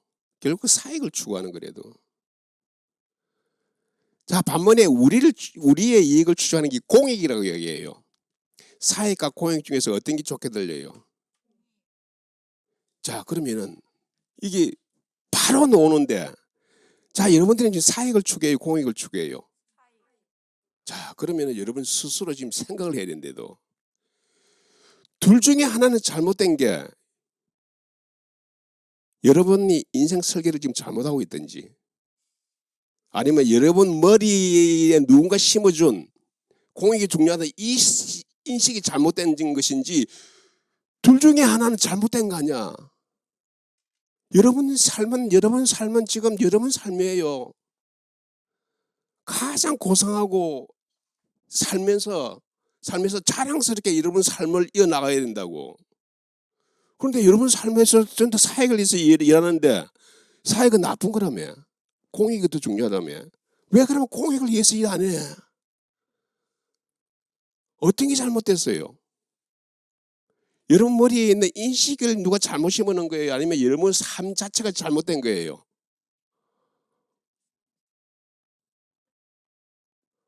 굉장히 중요한 문제예요. 삶은 여러분 거라고요. 여러분 삶은 여러분이 자랑스럽게 이 세상을 살다 가야 될 거 아니야. 공익이 그렇게 중요하다며. 근데 왜 공익을 그렇게 머리 생각하듯이 안 사냐고.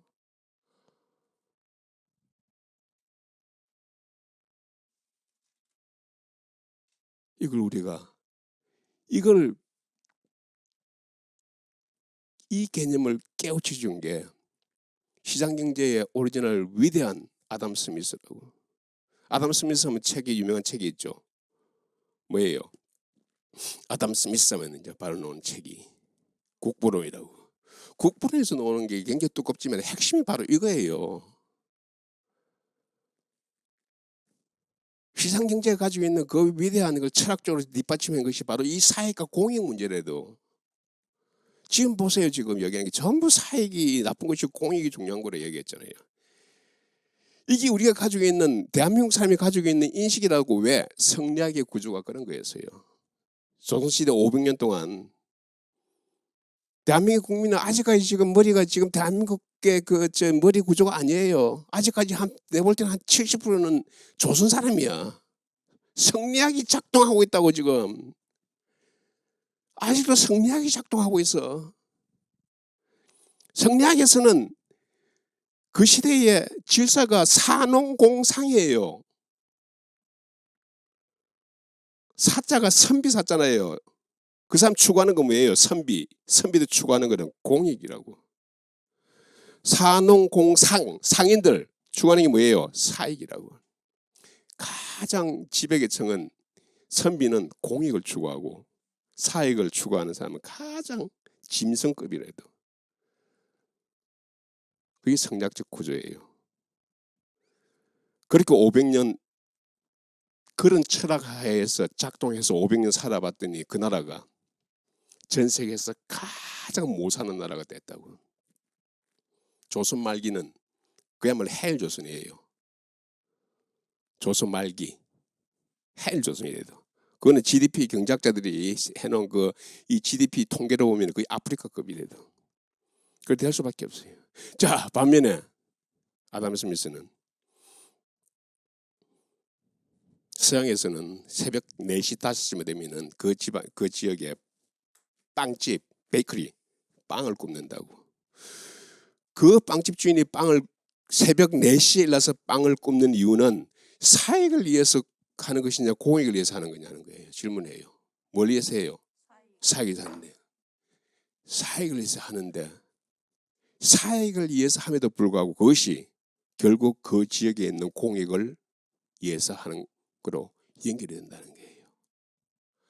그 말은 뭔가 하니까 우리는 성리학에서는 사익과 공익을 엄연히 분리해가지고 사익 추구하는 집단 따로 있고 공익 추구하는 따로 있어가지고 신분에서 차별을 가지지만은 아담 스미스는 사익은 이꼴 공익이라는 거예요. 사익은 이꼴 공익이라는 거예요.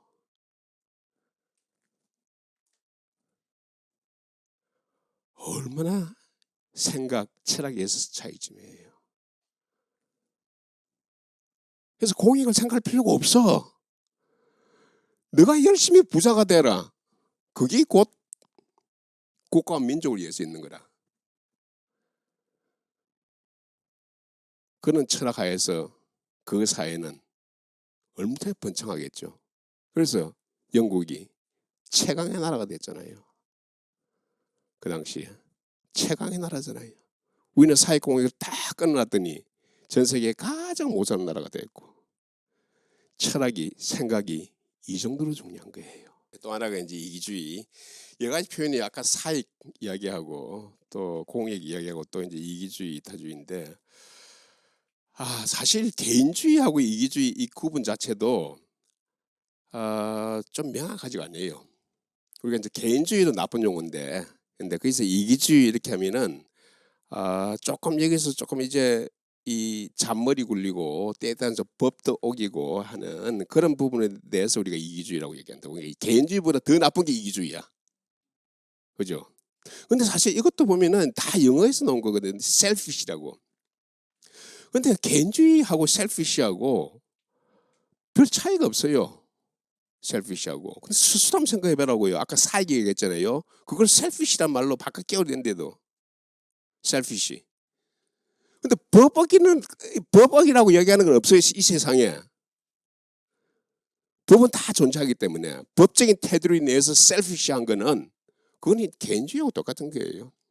그래서 여러분들이 아는지 모르겠는데 그 미국에서는 굉장히 유명한 아인 랜드라는 여류 소설가가 있어요. 그 유명한 아틀라스라는 소설가가 있는데 그 양반이 아마 미국에서 셀피시를 철학적으로 이렇게 구축하고 지금 또 아인랜드 인스티튜트가 있고 아인랜드 유니버시티도 있어요. 쉽게 들어가서 볼 수 있어요. 그래서 아까 내가 얘기했듯이 사익, 모든 사람이 사익을 추구하는 게 당연하듯이 셀피시한 건 당연한 거예요. 그 사람이 이야기하는 거예요. 나는 남을 위해서 나는 삶을 살지 않겠다. 이게 굉장히 나쁜 놈 같죠? 그 대신 남으로 하여금 내 삶을 위해서 살라고 절대 강요하지 않겠다. 이것이 이 사람의 핵심 워딩이에요. 어떻게 생각해요? 나는 절대 남을 위해서 살지 않겠다. 근데 남도 나를 위해서 살라고 절대 강요하지 않겠다. 모든 나라에서 빈곤에 대해서 이야기를 하고 있어요. 그 사람이 빈곤을 해결하는 사람 하나라는 거예요. 여러분들이 스스로 빈곤에 빠지지 말아라. 그러면 빈곤 문제는 다 해결된다. 쓸데없는 생각하지 마라. 스스로가 남 생각하지 말고 스스로가 빈곤에 빠지지 말아라. 그것이 곧 사회를 위해서 해줄 수 있는 거다. 그렇잖아요. 자기 삶은 자기가 책임지는 거예요. 자기 삶은 자기가 책임지는 거예요. 그래서 이 양반이 40년대부터 50년대 가지고 미국 사회에 엄청나게 반영을 일으켰다고. 왜? 미국 사회는 기독교 사회거든. 항상 남을 사용하고 뭐 이런 물론 시장 경제라는 게 기반이 있지만 엄청나게 비판도 많이 받고 그랬는데 이 양반이 또 이렇게 이제 논문으로 얘기하면 더 비판을 받는데 소설을 썼다고요. 그래서 아틀라스예요. 아틀라스 시라고 하던데 이게 미국에서 성경 다음으로 많은 사람이 읽은 책이라고. 그래서 지금도 미국의 실리콘밸리에 있는 많은 이 젊은 애들은 아직도 이 소설을 읽는다고. 그런데 우리나라에서는 히트를 못 쳤어요. 첫째 너무 길고 우리 문화에 안 맞아. 그 대신 영화로 3시간짜리 4시간짜리가 있어요. 있는데 해적판이야. 그래서 공개적으로 못 주고 여러분들이 나중에 관심이 있으면 개인적으로 저 우리 김정희 간사한테 요청하면 한번 바라고요.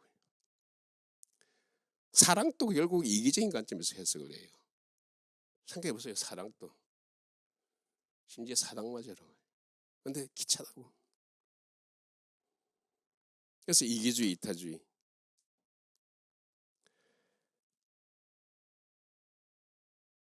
사회주의의 출발은 사회주의가 사실 악마가 하는 게 아니에요. 굉장히 여러분들 다 이제 이 교회 나오고 이런데 보면은 사회주의가 가지고 있는 프레임은 기독교에서 가지고 있는 그 프레임하고 똑같아요. 사회주의 출발은 이타주의예요. 굉장히 따뜻하다고 여기서 이제 이 사회주의가 그렇게 아직까지 지금 이 망령이 아직도 지금 휘날리면서 젊은이 머리에 팍팍 하는 게 모든 종교가 얘기하는 게 이타주의예요. 그래서 사회주의는 거의 종교하고 같아도 망한 걸 뻔히 보면서도 우리의 머리는 끊임없이 그쪽으로 가 있어요. 이거는 뭐예요? 머리로 논리를 깨우쳐야 된다고요. 그래야 거기서 빠져나올 수가 있어요. 근데 그 깨우치는 것을 안 가르치거든. 집안의 교육도 생각해 보세요, 여러분들. 이기주의, 개인주의를 가르치는 집안은 없어요. 보면은 전부 보면 이타주의를 가르친다고. 야, 의사 돼서 남 도와라. 뭐 변호사 돼서 남 도와라. 이거 가르치지. 야, 의사 돼서 인디펜던트라고 안 가르친대도. 우리는 인디펜던트는 안 가르친대도. 가장 중요한 건 인디펜던트예요. 가정에서 인디펜던트를 안 가르친대도. 다 이타주의를 가르친대도. 초등학교 도덕 시간도 그렇고 전부 이타주의를 가진대도. 그러니까 쓸데없이 남한테 간섭하는 게 그게 좋은 걸로 생각하고 있고. 그게 다 보면 돼. 그게 좀 이래 우리 젊은 사람은 그래도 좀 낫다고 해요. 왜? 체질적으로 이제 또 서양 문명이 이렇게 좀 많이 들어와 있다고 보면. 예. 그래서 난데 그래도 아직까지는 생활 속에서 조금씩 이렇게 좀 달라진다 하더라도 이렇게 사상적인 측면에서 우리가 가지고 있는 자유라는 이 사상이 얼마나 중요한 것이고 이것이 인류의 2000년 역사를 보는 간통하는 이것의 핵심이라는 거. 우리가 왜 보면은 철학 보면 그리스 문명부터 얘기하잖아요. 보면은 왜 지금 아리스토텔레스 플라톤까부터 말이야. 그 2000년 전에 이 사람 지금까지 이야기하고 있고 말이야. 이상하네요. 그러면서 이제 기독교 문명으로 들어와가지고 그죠? 그래서 이제 유명한 철학자 아담 스미스하고 뭐 그의 존 로커 같은 사람, 토마스 홉스 같은 사람, 이 사람이 전부 다 보면 이쪽 계열로 해가지고 소위말해서 이제 경제적 자유주의 이런 계층을 해가지고 이 쌓아놓은 책이에요. 이제 자유주의인데 이 자유주의란 말이 또 보면 너무 멋있기 때문에 이 자유계술도 이 치고 들어왔기 때문에 맨 처음에 자유주의는 그 리버럴리즘이었어요, 영어로. 그런데 이제 이 리버럴리즘이 이제 이 좌파적 용어가 되어버렸대요. 그래서 이제 도저히 안 되겠다 이렇게 새롭게 만든 용어가 리버테리언이즘이라고. 우리 주위에서도 자유주의가 신자유주의란 말이 굉장히 많이 나온다고요. 신자유주의 이야기해서 처음부터 자유주의를 비판하는 이야기만 있다고요. 자유주의의 본질에 대해서는 이야기를 안 한다고요. 그래서 우리 자유주의 이야기할 때 하도 이 사상에서 혼동이 많아가지고 이야기하는 게 클래시컬 리버럴리즘이라고 한다고요. 고전적 자유주의. 아담 스미스 출발이에요. 아담 스미스의 출발.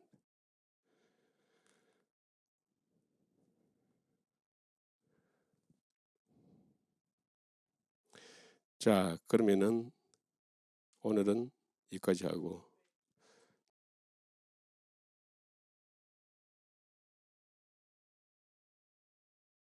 그 경제적 자유주의에 대해서 말씀해 주시면서 이제 경제적 자유주의가 곧 시장 경제고 개인의 사익과 이기심을 인정하는 체제라고 말씀을 이제 해 주셨고 이제 너무 좋은 강의 감사드리고요.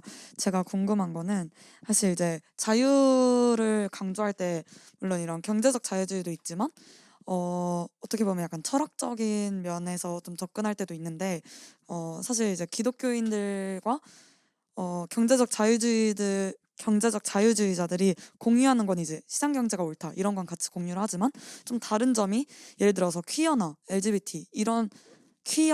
LGBT 동성애 이런 데에서는 좀 관점을 달리한다고도 들었거든요. 그래서 이제 원장님께서는 경제적 자유주의자의 시점으로 그런 시각으로 어떻게 생각하시는지가 좀 궁금합니다. 자유주의하고 이제 보수주의. 아무래도 이제 기독교 쪽은 이제 보수주의라는 이런 쪽으로 이야기를 많이 하잖아요, 그죠? 그 차이점이 그런데 대표적인 것이 안락사 문제예요. 안락사.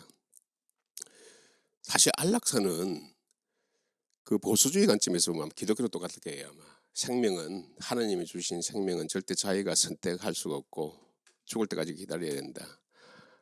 암 말기다 하더라도 뭐 호스피스 병동 가서라도 죽으라고 인간 존엄성하고 관계없이 그냥 목숨 끊어질 때까지 있어야 된다 하는 그런 입장인데 자유주의 입장에서는 선택할 수 있다는 거예요. 그게 이제 우리가 영어로 해서 victimless crime이라고 이야기하는데 내가 내 자유를 선택했다. 내가 이제 내 생명을 선택함으로 인해 가지고 남한테 피해 준 건 없다고. 크라임은 좋다 이거지. 뭐 우리가 기독교 관점에서 윤리를 보면 그건 크라임으로 볼 수 있기 때문에. 근데 victimless 그로 인해 가지고 다른 사람이 있어서 victim 희생자는 없다고 이거예요. 그런 관점에서 아마 동성이나 뭐 매춘 이런 것도 아마 그런 관점에서 해석을 할 수가 있을 거예요. 근데 우리 사회에서는 이 매춘이나 이런 문제를 이야기하면은 뭐 철학적인 어떤 이 기반하고 관계없이 뭐 무조건 그냥 막 때려 맞기 때문에 이런 쪽의 이야기는 가능하면 이제 안 하는 게 좋은데 특히 이제 성적인 그런 문제는 그러니까 동성애하고 있는 문제는 하여튼 그런 관점에서 남한테 피해를 주느냐 안 주느냐. 근데 인간의 존엄성이라는 그런 관점에서 암 뭐 사실 3기 4기 되면은 죽는 게 예정이 되어 있는데 6개월 후에 죽는 거하고 지금 6개월 빨리 선택하는 거하고 일단 지금 빨리 선택하면 존엄성은 유지할 수가 있잖아요, 그죠? 마지막 그 6개월은 약에 의존하는 것이고, 그지? 얼마 전 보니까 그 프랑스 남자 배우 알랑 드로 우리 때의 이 여자들이 완전히 까박까박 죽은 그 프랑스 배우가 알랑 드롱이잖아, 그지? 그 양반이 지금 그걸 선택했잖아요. 근데 프랑스에서는 그 법적으로 허용 안 되기 때문에 스위스 간다고 하잖아, 그지? 그 잘한 것 같아. 보면 말년에 그런 걸 또 보여주면서 말이야. 그 당시에 수많은 내 또래의 그 여인들의 가슴에 멍들게 할 필요가 있나? 어차피 죽는데, 그죠? 그래서 그런 것도 우리 사회에서 언젠가는 아마 이슈가 될 거예요. 되는데 나는 안락사 정도는 괜찮을 것 같아. 남한테 피해 주는 거. 많은 경우 자기의 영향을 이래 가지고 남한테 피해 주는 그런 게 있잖아요. 그래서 이제 극단적인 좀 이런 자유주의 같은 경우는 매춘 같은 거. 사실 그래서 매춘은 은밀하거든. 당사자들만 돼도. 사실 매춘이 일어났다는 그 자체는 몰라. 그죠? 근데 확실한 수요자가 있고 공급자가 있잖아. 그것처럼 뭐 강제적으로 뭐 이렇게 갇혀서 있는 게 아니고 자발적으로 이렇게 일어났을 때 그건 이제 인류의 뭐 몇천 년 동안에 지속되었던 시대 공간을 초월해 가지고 그걸 정부가 아무리 막으려도 막지를 못했잖아. 그래서 이런 그 안락사나 매춘 같은 경우는 그 네덜란드 같은 경우에는 다 허용이 돼 있잖아. 그죠? 그래서 보면 가장 자유로운 나라거든, 그 나라가 보면은. 그래서 이런 관점에서 이렇게 접근을 해야 되는데 우리가 가지고 있는 조선시대의 그 성리학적인 그 윤리가 아직 작동을 많이 해요. 그건 딱 정해진 게 있다고요. 완전 딱 정해진 게 있기 때문에 거기에 대해서 한치라도 좀 벗어나면 이제 사문난적으로 해가지고 그냥 막 족쇄되는 이런 문화에 젖어 있기 때문에 이런 건 이제 철학적인 그런 바탕으로 한번 서로 사회가 끊임없이 토론을 해가지고 이래 돼야지 이제 어느 한쪽으로 갈 수 있겠죠. 근데 이 토론 자체가 지금 끊겨버리니까. 토론 자체가 끊겨버리잖아요. 우리 사회는. 그 금기시하는 게 있잖아요. 보면은. 친일 반일 문제는 해가지고 5.18 문제는 영어로 연구라는 게 뭐예요? 영어로 연구한다. 영어로 뭐예요? 리서치잖아. 리서치가 뭐예요? 서치를 리하는 거래도 끊임없이 찾는 거예요. 자꾸 다시 찾는 게 리서치래도. 그래서 사람들이 다 생각하는 것도 또 찾는데도 그게 리서치예요. 그래서 전부 다 뭐 어떤 하나에 대해서 뭐 5.18이 이거는 뭐 성스러운 거다 이렇게 이야기해도 거기에 대해서 리서치 할 수 있는 그런 자유가 주어진 게 있어야 되는데도 그래서 소수의 목소리가 또 언젠가 또 다수가 되는 거고 근기가 없어야 된다고요. 보면. 근데 우리는 그게 아니잖아. 보면은 친일, 반일 뭐 이러고 말이야. 거의 그 종교잖아요, 종교. 그래서 저 이영훈 선생이 그 저 반일 종족주의란 말을 그건 진짜 용어 잘 만드는 거예요. 이게 종교야, 종교. 우리한테 민족이 종교거든. 지금 이 21세기에서 말이야, 지금. 예? 지금 자유롭게 지금 저 옛날에서 뭐 조선인 뭐 일본인 차이가 났지만 지금은 첫째 남자친구 여자친구도 전부 뭐 왔다 갔다 하잖아요. 내 며느리 일본 사람이야. 응? 우리 좀 돈 좀 있으면 일식집 가잖아. 우리 사는 용어를 전부 일본이 만들어냈다고. 민주주의, 개인, 사회 다 일본에서 만들어줬어요. 1860년대 메이지 유신 때 그때 다 만들었대도. 예? 우리가 먹는 음식도 전부 일본 김밥 부터 일본 거잖아. 우동 전부 일본 거예요. 응? 그런데 일본과 가게 되면은 뭔가 자꾸 그냥 안더 이블리에이션 하게 된다고. 예? 우리한테 없는 문화. 그거는 그 나라 용어로 바로 쓰잖아. 대표적인 거죠. 버거, 햄버거. 지금 버거 점심 때 먹잖아요. 그죠? 그 버거를 가지고 뭐 고기 기운 빵 이렇게 번역 안 하잖아. 없잖아. 그런데 와사비는 우리 없어. 우리도 와사비 안 먹어. 그럼 와사비는 와사비를 해야 되잖아. 근데 우리 뭐 이렇게 고추냉이 왜 하냐고. 그럼 버거는 그거 뭐 고기 기운 빵 이렇게 해야지. 이 뭐예요? 일본에 대해서 그냥 급을 낮추려고 하는 거예요. 우리는 일본을 통해서 근대화를 한 그래도 이 말 자체도 또 굉장히 또 이게 또 이 논란이 많은데, 어? 그렇지. 근데 이거는 팩트다고. 아니 조선은 그 말기 그 암울할 때, 그래서 나라를 뺏겼잖아. 근데 역사에서 항상 그래요. 조선 왕실이 망한 때는 언젠가 1910년 1945년, 1948년 이렇게 하면 전부 1910년이라고 하는데 조선 왕실이 언제 망했어?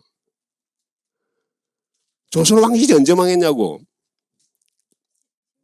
1910년 얘기하는데 조선 왕실을 1910년이 망했다고 생각. 다시 말해서 한일 합방을 했을 때 그때 조선 왕실이 망했다고 생각했다고. 아니다고. 조선 왕실은 1945년 8월 15일 날 망했어. 그때 고종은 나라 그냥 자기 왕실만 건전하면 된대도 그 사인할 때 1조, 2조, 3조 전부 다 왕실만 건전하면 되기 때문에 일본 천황 밑에 한 10개의 로열 패밀리가 있는데 그중에 하나가 조선의 이식 패밀리라고. 그래서 돈을 제일 많이 받았다고. 그래서 잘 먹고 잘 사는 거 아니야. 그래서 조선왕실이 언제 망했느냐 이게 하면은 전부 이 1910년 한일 합방 때 망했더니 안 망했어. 잘 먹고 잘 살았어. 예산에 제일 많았다고. 일본 천황 밑에 들어갔으니까.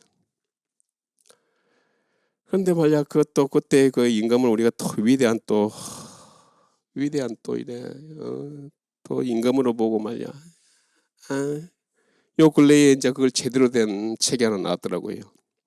매국노 고종이라는 책. 조선일보 박종인 기자. 조선일보 여러분들 그 저 땅의 역사 그 시리즈인데 그 기자가 앞만 봐도 이제 그때 이제 그 일본으로 받은 이 뇌물 돈 그 영수증까지 다 나왔다고. 그래서 근데 고종 입장도 똑같아도 고종 입장에서는 조선은 자기 나라야. 사법권, 행정권, 입법권 다 자기 거야. 황제였잖아. 황제. 그때 대한제국이라는 게 황제잖아. 자기 거잖아. 자기 거 자기가 팔았는데 뭐 있어. 똑같아도 자기 해석한 거하고 똑같아도 자기가 자기 팔은 그래도 그 대신 백성들은 뭐 그렇다 치더라도 저기 황실 500년 내려오는 그 황실에 대해서 뭔가 어째 죽으면은 또 이제 조상들한테 자기 왕 앞에서 떠들어야 되겠어 말이야. 요거만 보존해주면은 나라사 뭐. 근데 백성도 똑같아. 생각해보라고 조선 말기에는 양반놈이 와서 뭐 그냥 뭐 쌍놈들 이 백성들 그냥 뭐 아무거나 재산 그 침해를 당연시 했잖아. 노비들 그건 당연했잖아. 그런데 사는 것보다 그래서 개인의 재산권 지켜주는 일제 있는 게 훨씬 낫지. 그래서 일제 시대 때에 그 생존 나이라나 그게 훨씬 높대도 조선 말기보다. 근데 이런 객관적이고 과학적인 이야기들은 안 해.